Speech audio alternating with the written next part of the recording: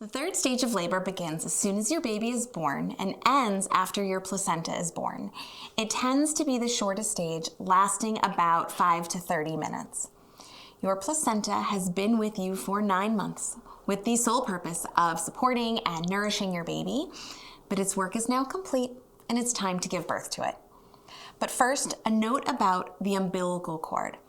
In both vaginal and cesarean births, the baby remains connected to the placenta via the umbilical cord until the cord is cut.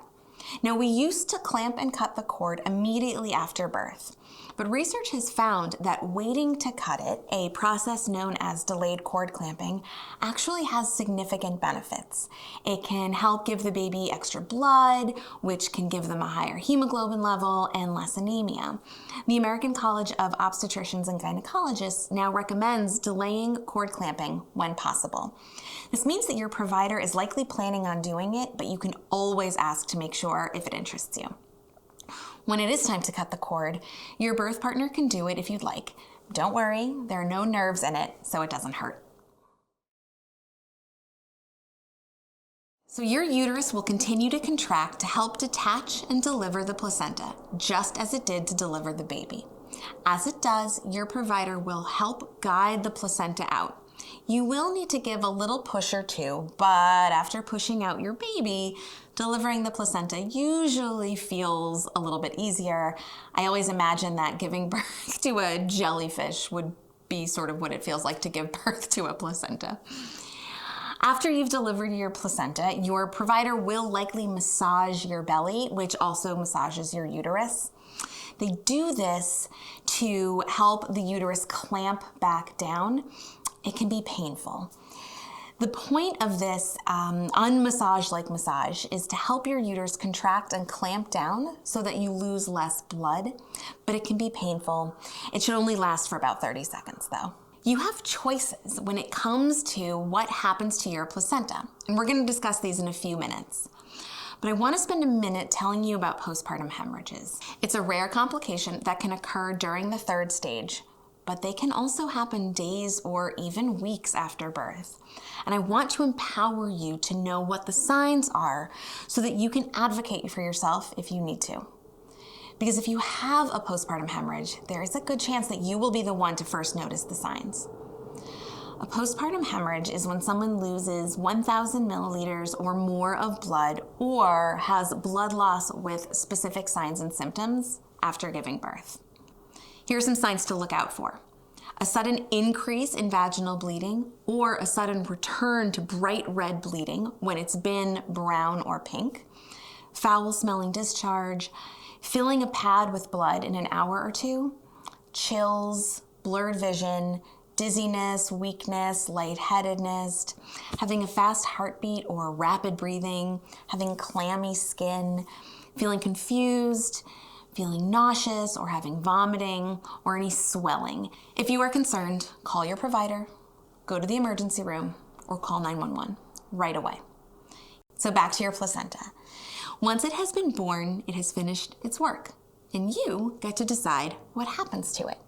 Now, you can have the team throw it out as medical waste, and that's completely fine if that's what feels right. If you want, take a look at it, because it's pretty cool, and then send it on its way. Sometimes it does need to be sent to a lab for testing.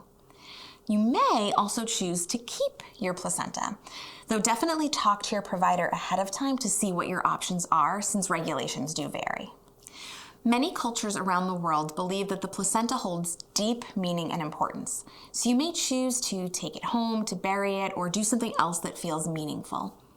You may also choose to try placentophagy, the practice in which people ingest their placenta. Some believe that this can aid in postpartum healing and help with postpartum moods and emotions.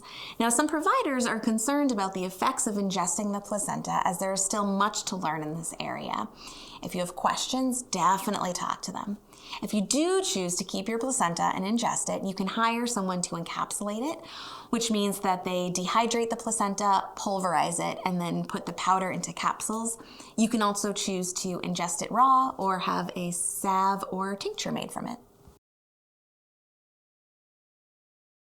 While your placenta is being born, your team will also be assessing your baby. using the APGAR score.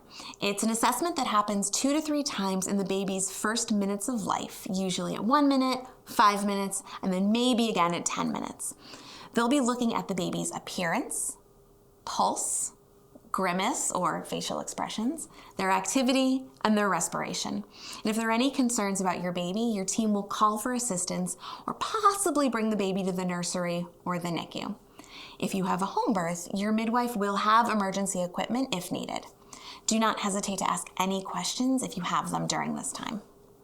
Right after birth, there are a few medications that are routinely given to the baby.